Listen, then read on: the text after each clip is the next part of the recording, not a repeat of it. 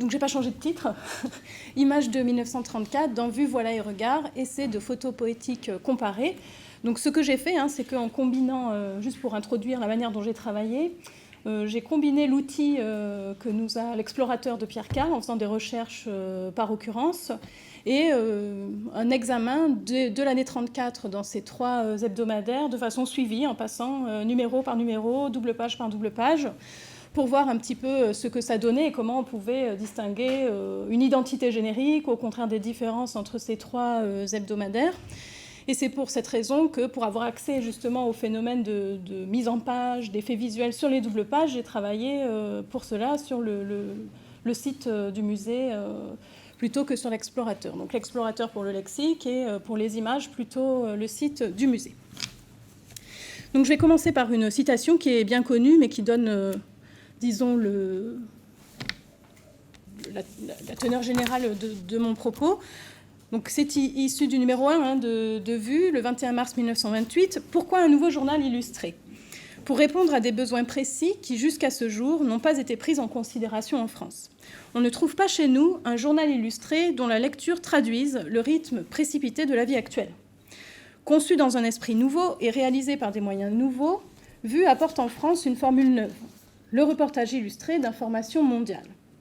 De tous les points où se produira un événement marquant, des photos, des dépêches, des articles parviendront à Vue, qui reliera ainsi le public au monde entier par ses communiqués, ses chroniques, ses illustrations, et mettra à portée de l'œil la vie universelle. Animé comme un beau film, Vue sera attendu chaque semaine de tous ses lecteurs.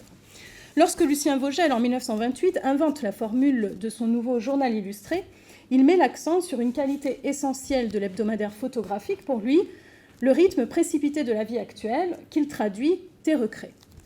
Animé comme un beau film, Vue se présente donc comme une belle mise en mouvement de l'actualité mondiale, mise à portée de l'œil. En d'autres termes, pour Vogel, l'image anime le monde, elle donne vie aux acteurs de l'actualité tout en les rapprochant du lecteur à vue d'œil.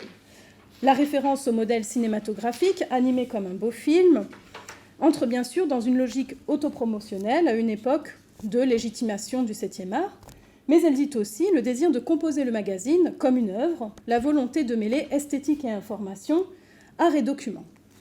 Premier d'une longue lignée d'hebdomadaires photographiques, de Life à Paris Match, Vue a inventé un objet médiatique dont le dispositif mêle actualité, rythme hebdomadaire, pouvoir de l'image fixe et récit photographique, obtenu par suite et agencement de photos. Très vite, Vue fait des émules. Gallimard lance en 1931 Voilà, tandis qu'en 1932, Regard, d'abord bimensuel, puis hebdomadaire à partir de septembre 1933, associe hebdo-photo et ligne partisane, communiste en l'occurrence. Tous les 3 investissent les possibilités offertes par le grand format et la double page, donc mise en page sur page simple ou sur double page, agencement, montage divers, création d'iconotextes, tandis que l'héliogravure chez les 3 permet de développer la précision technique des photographies ainsi que leur dimension esthétique. Les titres des 3 hebdomadaires témoignent d'ailleurs, ça c'est assez simple, de l'importance de l'œil et de la vision, bref de l'image. Vue met l'accent sur le coup d'œil, sur l'instantané, sur la vitesse du cliché déjà pris, comme l'indique le participe passé. Regard s'attache plutôt à la pluralité des points de vue, à la dimension subjective, peut-être parce qu'idéologique des représentations. Enfin voilà, présentatif brut, met en valeur sa dimension déictique et, ce faisant, son pouvoir d'incarnation et de monstration. Les photographes de l'époque ne s'y sont pas trompés, puisque parmi les collaborateurs de ces 3 hebdomadaires, on compte Man Ray, Brassailles, Robert Capa ou encore Henri Cartier-Bresson. Afin de bien comprendre l'identité médiatique de ce type de périodique, un examen de l'année 1934 m'a semblé particulièrement approprié, et je me suis appuyée ici sur les travaux qu'on avait faits dans l'équipe sur la satire. En effet, 1934 est riche en événements politiques majeurs, affaire Stavisky, nuit du 6 février en France, mort d'Hindenburg en août en Allemagne, révolution asturienne en Espagne au mois d'octobre. Ces temps très forts de l'actualité alternent avec des moments plus creux, et c'est ce tempo particulièrement sinusoïdal en 1936 qui permet peut-être de mieux saisir les poétiques de Vue, voilà et regard. En effet, quelles images sont choisies pour représenter une actualité intense et urgente ? Au contraire, a-t-on des images différentes quand l'actualité est plus molle, du point de vue événementiel ? Quelles sont les spécificités ou pas de chacun de ces titres ? Et quels en sont au contraire les marqueurs génériques ? Ça, c'est la première série de questions. L'année 1934 soulève en outre une deuxième série de questionnements concernant l'équilibre finalement entre les fonctions documentaires et esthétiques qu'assument les images dans l'hebdomadaire photographique. Le pôle esthétique s'effacerait-il devant la nécessité référentielle et documentaire d'un présent riche en événements, d'un présent urgent en quelque sorte? Donc pour répondre à ces questions, dans un premier temps, c'est le premier moment de mon travail, qui est un peu plus descriptif que les parties 2 et 3 ensuite, je vais explorer les temporalités et les espaces photographiques pour essayer une petite typologie des représentations de l'actualité dans les 3 hebdomadaires. En termes de contenu iconique, Vue, Voilà et Regard ne partagent pas les mêmes espaces ni les mêmes temporalités, sans doute en raison de leur ligne éditoriale qui se veut un petit peu différente. Journal illustré généraliste ou assez généraliste pour le périodique de Lucien Vogel, grand hebdomadaire du reportage pour Gallimard et hebdomadaire illustré partisan pour Léon Moussinac, critique et théoricien du cinéma qui a repris Regard en 1933. Et évidemment, cela a son importance dans la mise en page, la maquette de Regard. Regard se situe donc au plus près de l'actualité politique, des affaires qui secouent la France et de la montée des fascismes en Europe, on va le voir. L'hebdomadaire traite en grande majorité de sujets ayant trait à la vie politique, nationale et internationale, et propose plusieurs reportages sur le travail des ouvriers et sur la misère urbaine. Quand ils sont évoqués, les arts sont aussi passés au tamis communiste. Il en est ainsi du théâtre et du cinéma soviétique, comme on le voit ici, de la création de la troupe de théâtre Regard, qui adhère à la Fédération du théâtre ouvrier de France. Les photos de la troupe en scène, on le voit, scènes de travail, scènes de grève, ne diffèrent pas fondamentalement de celles que l'on trouve dans les autres rubriques de l'hebdomadaire, et donc un effet de continuum visuel relie vie ouvrière et vie théâtrale, quotidien et spectacle, tous deux saisis par le prisme du prolétariat. Sans surprise, donc, les espaces privilégiés de Regard sont les lieux du travail, en particulier l'usine et la mine, mais surtout la rue, aux 4 coins du globe. La rue, c'est l'espace par excellence de la révolte, de la grève et de la révolution. Regard en publie un nombre considérable de photographies à ce sujet. Donc ici, les rues de Paris, la nuit du 3 au 4 février, où manifestent des ouvriers antifascistes. Les mêmes rues où la police réprime les manifestants, dans la double page. On a encore une rue ici, le 16 février, où des travailleurs antifascistes encore de Paris et de la banlieue ont été battus par la police, dit le texte. On a également la rue Espagnole, où dès mars 1934, des grévistes se rassemblent, la rue Moscovite, lors du 1er mai pour la fête des travailleurs, etc.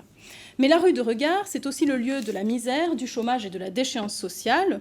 Ainsi, en février 1934, Ehrenburg, qui est un correspondant russe à Paris, publie son reportage Mon Paris, qui se déroule sur un mois, et se côtoie ici clochards, dit le texte, et ouvriers.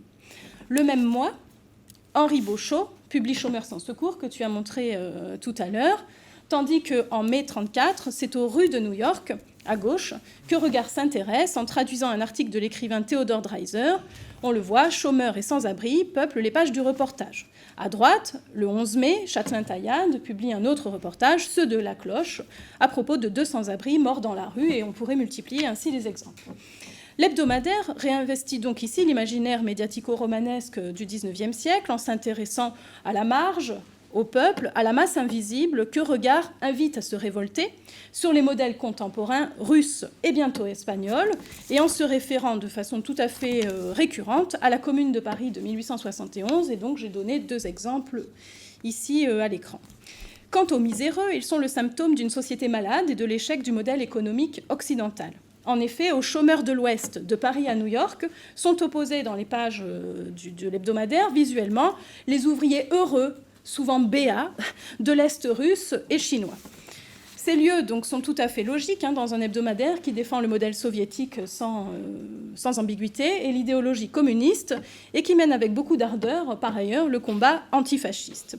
Donc, a priori, pour servir sa rhétorique et son iconographie combattante, Regard semble privilégier plutôt le discours de l'image à l'art de l'image du point de vue des contenus, c'est-à-dire qu'a priori, quand on passe vite sur Regard, on a l'impression qu'il mise davantage sur une fonction documentaire et référentielle de la photo plutôt que sur une dimension esthétique. Bien sûr, il s'agit là d'une fabrication parce que Regard fabrique l'effet d'instantané, l'effet de réel de ces photos en multipliant les photos en mouvement, les photos floues, etc., qui donc d'un point de vue technique, du point de vue esthétique, sont inférieurs à Vue ou à Voilà, mais qui miment une sorte d'instantané, d'action permanente, etc.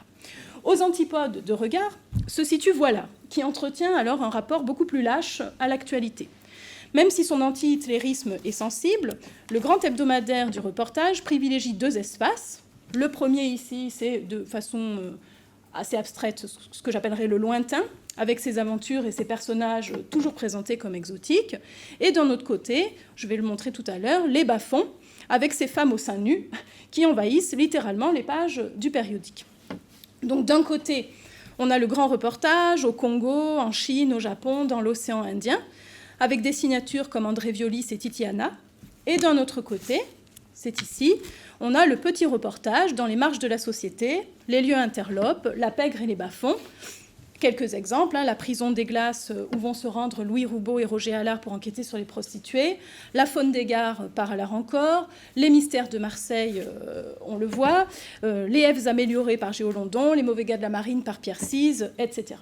Alors ce qu'on constate à l'examen de ces 2 espaces privilégiés, c'est qu'entre les grands espaces lointains et les bas-fonds urbains, pourtant a priori différents, en fait voilà construit quelques effets de continuité, voire de contiguïté iconique. Alors parmi ces effets, le premier, le récit d'une aventure co-construite par le texte et l'image, ce qui produit des iconotextes véritablement. 2, le foisonnement de femmes dénudées dans des postures suggestives, quel que soit le lieu du globe où ces femmes sont représentées. 3, une même atmosphère mystérieuse, étrange, louche, avec une dramatisation, une feuilletonisation permanente de ce qui est raconté. Donc, contrairement aux combats politiques et sociaux de regard, Voilà privilégie le plaisir, le divertissement et la découverte. Et pour cela, il mise donc sur 2 effets iconiques principaux. D'abord ici, l'assemblage ludique de photographies. Cet assemblage satisfait le plaisir, voire souvent le rinçage de l'œil, si je puis dire. C'est le cas avec, par exemple, le montage autour de l'Amérique galante. On en trouve beaucoup comme ça. Alors, un autre effet qui me semble peut-être moins repérable a priori, du moins il faut confronter la première et la 4e de couverture, c'est donc ce duo formé par la première image et par la dernière, selon une logique finalement qui est en quelque sorte une signature de l'identité de Voilà, puisqu'on voit une alternance, à chaque fois le principe qui domine, c'est le principe d'alternance entre le lointain et le proche, le grand reportage et le petit reportage, les bad boys et les femmes nues, etc. Alors parfois, ces phénomènes d'alternance entre première et 4e de couverture produisent des choses un petit peu curieuses, et je pense que c'est l'humour parfois problématique d'un point de vue éthique, de Voilà qui parle. Alors ici, Mermoz, Don Juan à vendre. C'est évident qu'ici, il y a des jeux comme ça permanents dans Voilà. Alors je parlerai un petit peu de l'humour de Voilà, mais sans m'y étendre parce que je n'aurai pas le temps. Mais c'est un rire de connivence, en quelque sorte, un rire un peu potache, qui pose parfois, on va le voir avec Hitler tout à l'heure, des problèmes éthiques plus importants. Quant à Vue, sa poétique éditoriale se caractérise par une voix médiane en regard des 2 autres hebdomadaires qu'il a inspirés. En effet, il est donc généraliste, comme je l'ai dit tout à l'heure, et occupe tous les terrains. Alors j'en ai donné quelques exemples ici. Le lointain via le grand reportage, la rue parisienne agitée en janvier et février 1934, la rue espagnole d'octobre, les musicals, les cinémas, les terrains de sport. Beaucoup d'images sont consacrées aux loisirs, notamment les sports d'hiver et la plage l'été, donc avec une logique ici saisonnière qui vient s'ajouter évidemment à la rythmique hebdomadaire du point de vue des temporalités. Donc Vue se veut le plus complet possible quant au fait de la semaine, et son ambition à la fois généraliste et mondiale, qu'on a lu pour commencer dans le numéro 1, n'est pas vraiment démentie quand on analyse de façon plus détaillée et plus approfondie l'année 1934. Donc des 3 hebdomadaires, Vue est aussi celui qui présente les photographies les plus techniquement réussies. Leur clarté et leur précision sont remarquables, j'allais dire en regard, mais c'est mal choisi, par rapport à ce qu'on trouve dans Regard et dans Vue. Alors, il me semble que ce n'est peut-être pas qu'une question d'expertise, Vue est le plus ancien des 3, ni une question de moyens, Voilà atteint bientôt des tirages similaires, mais il me semble que nombre de photographies dans Vue montrent que la poétique éditoriale travaille vraiment dans le sens d'une œuvre à part entière, de la création d'une œuvre visuelle à part entière, entre document et art. Et en témoignent alors beaucoup d'images qui sont totalement gratuites, en quelque sorte, qui sont déliées de l'actualité, qui ne sont pas reliées à quelque chose de factuel, et qui sont seulement là parce qu'elles sont belles, parce qu'elles sont étranges, parce qu'elles sont techniquement époustouflantes, comme c'est le cas ici de La Scala de Milan. Alors, déliées de l'actualité, finalement, ces photos sont la part esthétique et réflexive de l'hebdomadaire. J'en donne d'autres exemples ici. Car quelle meilleure représentation et autopromotion qu'une belle photo dans un magazine centré sur la photo. La belle photo fait évidemment la promotion interne, si je puis dire, de l'hebdomadaire. Alors on a des plantes, je vous montre là encore ces photos gratuites, une plante, un mouvement de patin sur glace, un bateau vu du ciel, un exploit à cheval ou à ski, une photo du désert, etc. Toutes ces photos appellent la contemplation des beautés du monde dans sa simplicité qui est ici composée, mais ces photos sont aussi des éloges implicites de celui ou de celle, évidemment, qui les a prises et qui, ainsi, a fabriqué de telles images du monde. Plus tard, dans les années 50, le photographe fera l'objet, d'ailleurs, d'une starisation tout à fait explicite, dans les colonnes de Paris Match, notamment. C'est ce qu'on a vu à notre journée d'études le 12 avril. Et donc, on peut bien voir ici une généalogie en termes de représentation du photographe, depuis l'implicite jusqu'à l'explicite. Donc, deuxième point, les mises en scène photographiques, montage et exposition ou surexposition. Par-delà leur divergence d'opinion et malgré des objectifs bien distincts, les trois hebdomadaires se rejoignent, voire s'imitent en termes de mise en page et de techniques photographiques. Dès le premier numéro, le dispositif de vue repose sur l'agencement des textes et des images et sur sa grande qualité visuelle. Mais entre 1928 et la fin de 1929, c'est le premier bandeau ici, les photographies sont de facture assez classique. Des portraits en une, en noir et blanc, des portraits encore à l'intérieur des pages disposés en mosaïque, on a des paysages dont le cadrage est finalement très pictural, etc. À partir de la fin de 29, c'est ce qu'on voit dans le deuxième bandeau, Vue intègre la couleur et propose quelques photomontages et change ses cadrages. Plongée, contre-plongée, zoom sur tel ou tel détail, etc. Il y a une diversification de la une. Cette tendance se confirme entre 1930 et 1934 avec un mouvement pivot en 32-33 où Vue compose véritablement ces unes.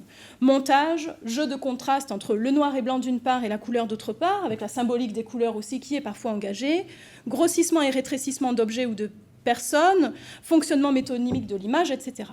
Cet important travail graphique, on le trouve également chez les jeunes hebdomadaires Voilà et Regard, dès leur création respective, et on peut le trouver chez Marianne, notamment avec le photomontage. Or, ces iconotextes médiatiques ont évidemment à voir dans les années 30 avec les collages et les montages surréalistes, dada, avec l'esthétique futuriste aussi, avec le Bauhaus et le constructivisme soviétique, incarné par Alexandre Rodchenko, spécialiste du photomontage de presse, notamment pour l'URSS en construction, diffusé en France et relayé par Regard. On voit des citations de l'URSS en construction dans Regard. Et là, ici, c'est Rodchenko dans ces images. Parmi les premiers utilisateurs du photomontage de combat politique, on peut citer également John Hartfield, proche de Dada, membre du Parti communiste allemand, qui crée à partir de 1930 les unes photomontées du journal ouvrier, pardonnez-moi la prononciation, Arbeit Illustrierte Zeitung, AIZ. Or, l'hebdomadaire Regard reproduit régulièrement dans ses colonnes des caricatures et des photomontages de AIZ, outre les photos qu'on trouve dans Regard régulièrement, qui sont des photos anonymes issues de l'APO, c'est-à-dire les amateurs photographes ouvriers. Donc même s'il a à voir avec le collage Dada des années 20, le photomontage est différent pour une raison simple. Le collage s'exhibe comme un artifice avec ses découpes visibles, ses vides et ses ruptures. Au contraire, le photomontage crée une continuité iconographique entre des éléments hétérogènes qui favorise évidemment la force de frappe du discours politique et la représentation sérieuse de l'objet représenté, du moins chez les artistes communistes. Alors je me suis demandé, quand j'ai analysé ces trois hebdomadaires, en les passant les uns après les autres sur toute l'année, si c'était sous l'influence de cette pratique très répandue dans la presse communiste des années 30 que Vue et Voilà développaient particulièrement ces techniques ensuite. Alors cette hypothèse, je n'ai pas pu la vérifier du tout, mais en tout cas, ce qu'on constate, c'est que le photomontage est omniprésent et sert de stratégie de combat et de propagande dans Regard avant tout, et cela est représenté notamment par le motif récurrent du point levé qui vient comme ça être photomonté en quelque sorte dans beaucoup d'images de Regard. Cependant, une différence majeure est la suivante, à savoir que là où Regard pratique un photomontage essentiellement satirique, Vue et Voilà n'exclut pas la satire politique, mais pratique plus volontiers un rire plus léger, un humour plus bonhomme, souvent de connivence. Par exemple, les photomontages de Regard autour de l'affaire Stavisky, il y en a 3 exemples ici, sont travaillés dans le sens de la dénonciation et de la satire. On trouve également des photomontages satiriques à propos du mode de vie bourgeois, c'est ce qu'on a ici à gauche, et dire qu'on a pris la Bastille, face à une dame avec son chien, etc. Et à droite, une satire de Gaston Doumergue, donc satire de la vie politique. En regard de cela, dans Vue, le photomontage occupe plus rarement la une, et la satire fait plus souvent place à l'humour. À propos, par exemple, d'Hitler et de sa moustache, qui devient dans la presse de la période presque une épithète de nature. On l'avait vu quand on a travaillé sur la satire.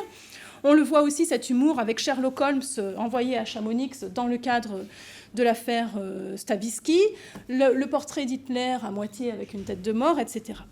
Dans Voilà, on a également ce jeu avec la mise en page, comme on peut le voir ici dans cette double page. Alors cette double page fonctionne évidemment sur le jeu de mots et d'images, vache maigre, poids lourd, et on a une même ligne qui les met en parallèle avec cette diagonale, le point à gauche, et la diagonale des camions renversés à droite. Or ici, c'est un jeu gratuit parce qu'il n'a aucune portée sémantique. Les mots et les images sont agencés pour rire, mais pour rien, pour rire de façon gratuite, pour sourire du moins. Et on peut remarquer d'ailleurs, une parenthèse ici, le fameux point levé qui reprend, à propos des paysans, l'iconographie communiste. Bon, si la menace nazie est prise très au sérieux par Vue et Voilà, leur pratique du photomontage est emblématique d'une tonalité générale, davantage centrée, comme je l'ai dit tout à l'heure, sur le suspense, sur le mystère et sur la feuilletonisation. Et le traitement de l'affaire Stavisky, j'irai très vite là-dessus, est représentatif du registre dans lequel s'inscrivent ces 2 hebdomadaires. Au moment de l'affaire Stavisky, on est ici en janvier, donc le scandale éclate, etc. Qu'est-ce qu'on voit ? Eh bien, Vue expose le cadavre. Dans le même numéro, un avatar en cire, avec un journal, on le voit dans la double page en haut. Vous voyez un journal ici, avec la main en cire de Stavisky, etc.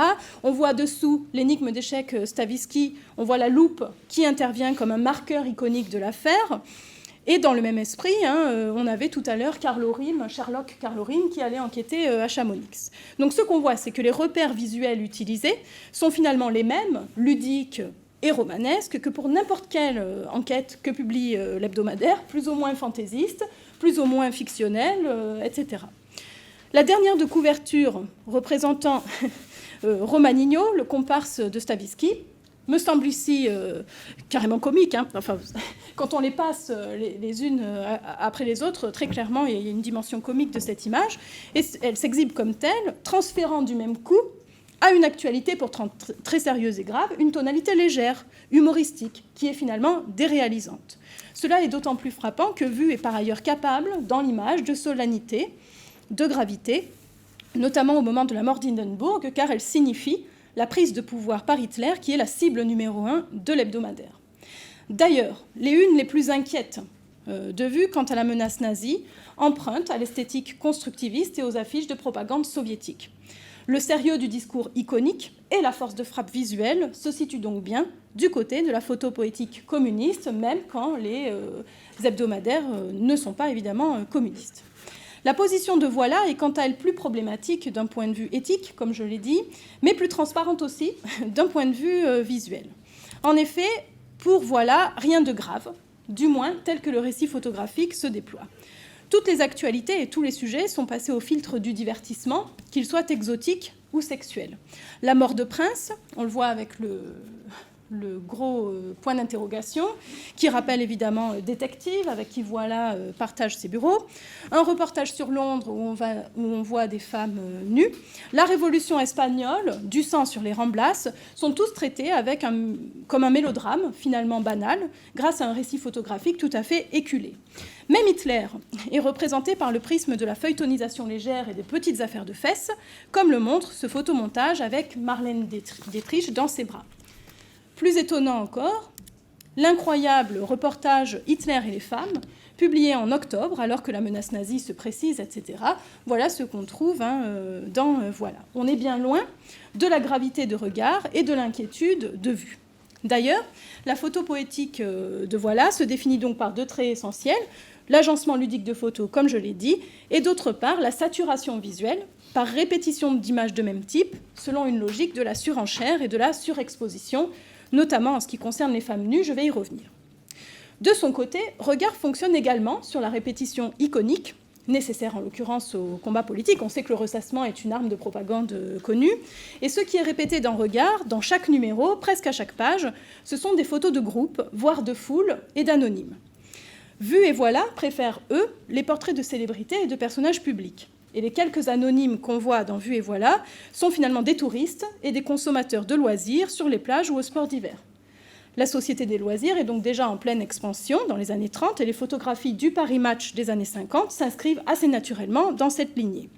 Alors ce qui est étonnant, c'est que progressivement, Regard va abandonner l'image de l'ouvrière tenace et de la combattante communiste pour céder à la mode véhiculée par Vue, Voilà et par les nouveaux magazines féminins tels Marie-Claire. En effet, en 1938, on peut voir que même chez les communistes, même dans la presse communiste, la femme devient avant tout un objet de désir et l'ouvrière aussi finit par se dénuder. Mais en 1934, non, on est en 1938, en 1934, la photo poétique de Regard reste bien distincte des deux autres hebdos. Il se distingue d'abord par l'opposition qu'il construit entre les portraits avec visage d'une part et les photos de groupe ou de foule sans visage d'autre part. De façon assez logique pour un hebdomadaire communiste, Regard est fasciné par les communautés, notamment quand elles occupent la rue, comme on l'a vu tout à l'heure. Ouvriers, ouvrières, fonctionnaires, grévistes, mineurs, chômeurs, sans-abri sont représentés en groupe et en mouvement, de sorte qu'on ne distingue que peu de visages dans Regard. Jamais ou presque, les communautés ne posent. Elles agissent, elles travaillent, elles bâtissent. Sont ainsi mises en valeur, dans un geste finalement très romantique, le flot populaire, la marée prolétarienne, la force d'un monstre sans tête devant lequel le pouvoir doit frémir. L'invisibilisation d'individus sans visage est donc inversement proportionnelle à leur puissance collective, dit Regard. Au contraire, quand il y a portrait, ce sont très souvent,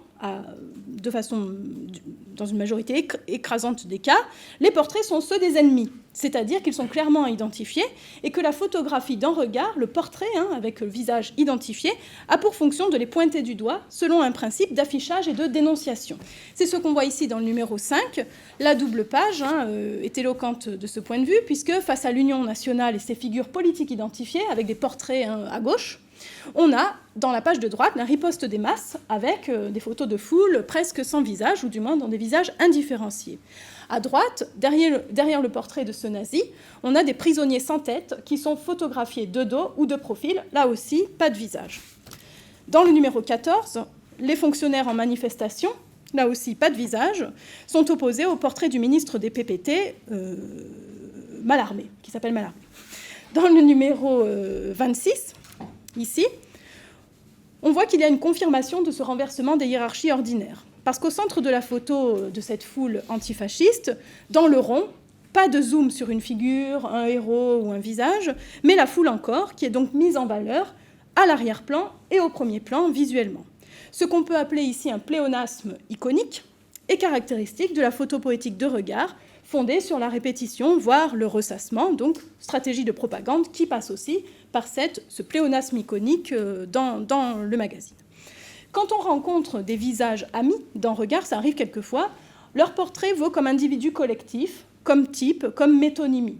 Sans nom propre, ces portraits incarnent un nom commun, tantôt le prolétariat, tantôt la misère. C'est ce qu'on a vu pour commencer dans les espaces urbains. Le seul visage positif de Regard, c'est l'ouvrier antifasciste qui est alors tout à fait héroïsé dans Regard. Sportif, musclé, en pleine santé physique, il est une des figures essentielles du combat politique. Et ce sera mon dernier point qui est plus court que les précédents, donc j'achève là-dessus. Corps sportif, corps lascif, héroïsme et sexualisme. Alors, certes à échelle variable, les 3 hebdomadaires accueillent un nombre assez impressionnant de photographies de corps dénudés, voire nus, celui du sportif, d'une part, et ou celui de la femme, d'autre part. Alors, le sportif est héroïsé et starisé avant le sacre de l'acteur dans les années 50, et je renvoie encore aux travaux sur Paris Match. La femme, quant à elle, est sexualisée, voire animalisée dans certains cas.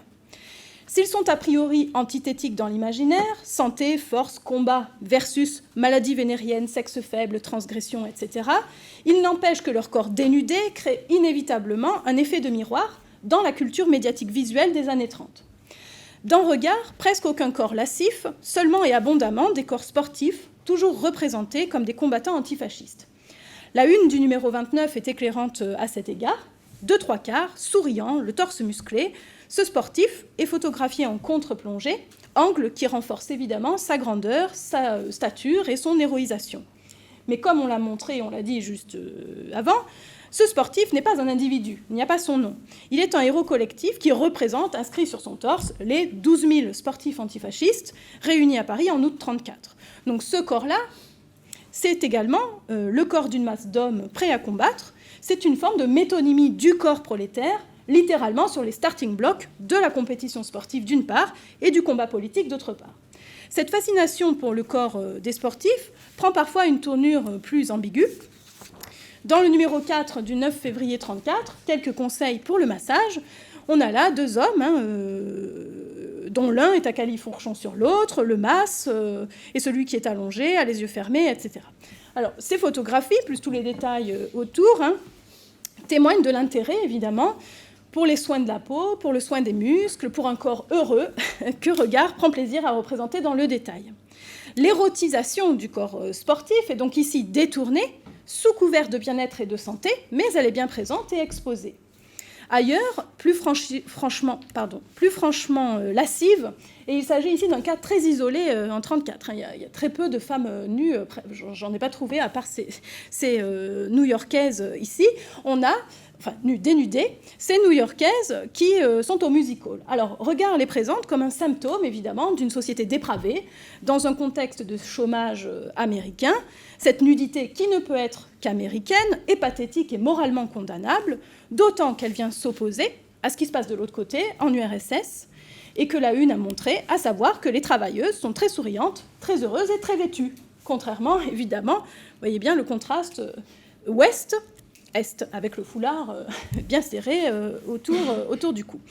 Dans Vue, on rencontre également un nombre important de corps sportifs, catcheurs, danseurs, coureurs, etc., avec une mise en valeur de leur prouesse physique et l'exposition de postures surprenantes. Il y a beaucoup de gymnastes, par exemple, dans Vue, et de ce point de vue, mais vraiment l'accent sur la performance. Alors, du côté des corps nus, l'hebdomadaire est très discret. Vue est très discret.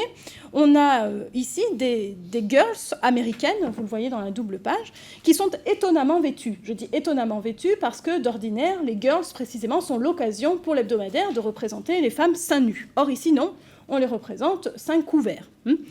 Sous la canicule de l'été, 1934, à droite, on voit quelques torses masculins dénudés, mais alors ils sont représentés de manière comique, tel cet homme qui grimace bizarrement sous la douche.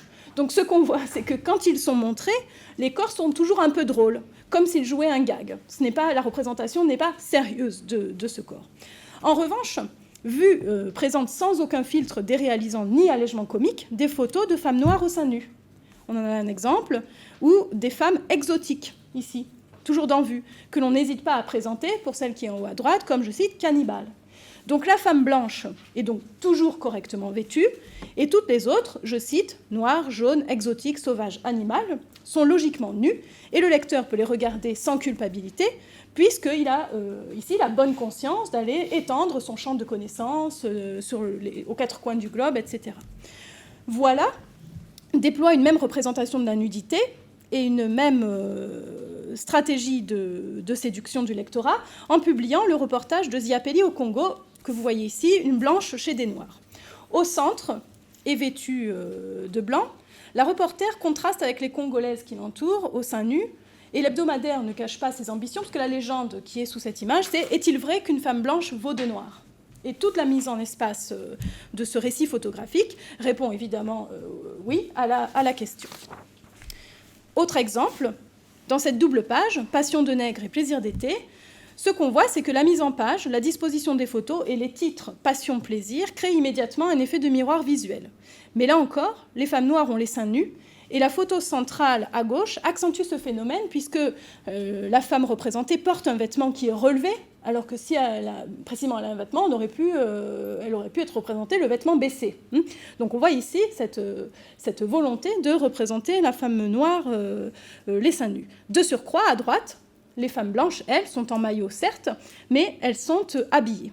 Le cadrage, lui, renforce ce contraste et cette hiérarchisation entre les blanches et les noires, puisque vous voyez que sur une même ligne, sur un même bandeau en haut, de gauche à droite, si on lit l'image de gauche à droite, on voit que les premières, les blanches, sont prises en... les secondes, pardon, les blanches sont prises en contre-plongée, avec un effet d'agrandissement, de majesté, etc., alors que les noires à gauche sont prises, elles sont allongées, et le photographe qui est blanc se penche sur elles pour les prendre. C'est-à-dire que d'un côté, on a le photographe qui est en contre-plongée comme ça, et de l'autre, évidemment, le photographe qui écrase par sa position ces femmes.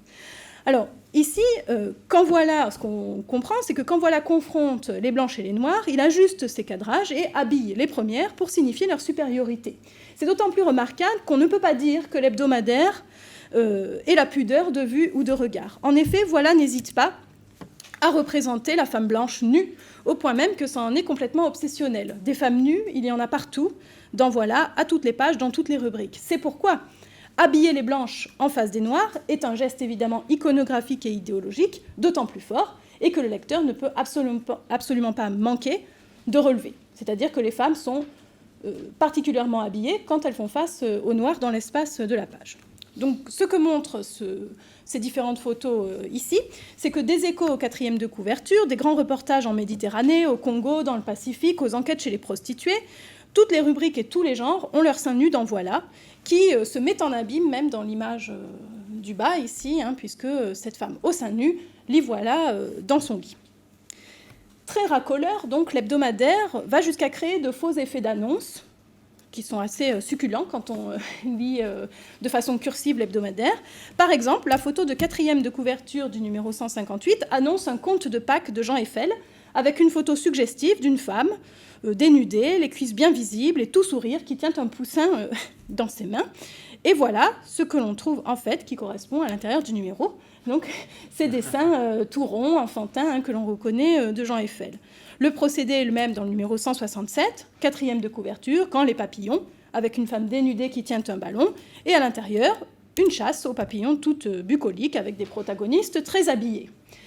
Alors cependant, et je finirai là-dessus, même si Voilà se distingue nettement de vue et regard sur ce point, c'est-à-dire sur la représentation du nu, il ne faut pas pour autant penser que ce tourbillon de seins nus est exceptionnel dans le champ médiatique.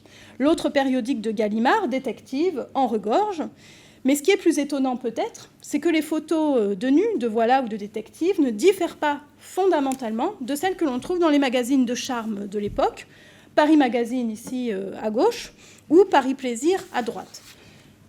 Dans ces magazines de charme, les femmes nues font l'objet d'une même représentation artialisée, avec des effets similaires de mise en scène, de symbolique de couleurs, de jeux de posture, etc. Donc du corps sportif au corps lascif, on remarque une forte érotisation de la culture médiatique des années 30, assez générale, comme en témoignent donc les effets de continuité photographique entre différents types de périodiques. La nudité n'est pas spécifique à certains hebdomadaires qui seraient plus racoleurs que la moyenne. Alors certes, plus ou moins directement et de manière plus ou moins assumée, la chair est partout, du massage sportif communiste aux girls des music-halls, de l'hebdomadaire politique d'opinion au magazine de charme. Les travaux de Georges Vigarello et Alain Corbin, ceux de Dominique Khalifa sur le Paris érotique, ont montré l'évolution des représentations du corps au début du XXe siècle. Alors, je voudrais juste ajouter en guise d'hypothèse, parce que je n'ai pas encore approfondi cela, la vogue de ce que la presse appelle le sexualisme, associé à ce qu'elle appelle le freudisme, qui envahit la presse dans la période très précise des années 1928-1930.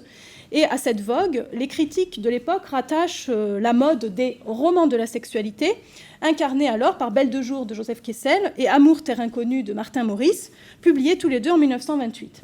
Alors à cet égard, le roman de Kessel témoigne certainement de ce qu'on appelle un air du temps, puisque le premier chapitre, juste après le prologue, met en scène Séverine avec son mari en Suisse, ils sont au sport d'hiver, et son corps, qui est l'objet principal du roman, est décrit dans une scène de ski qui met en valeur l'effort physique, elle sue, c'est difficile, mais etc.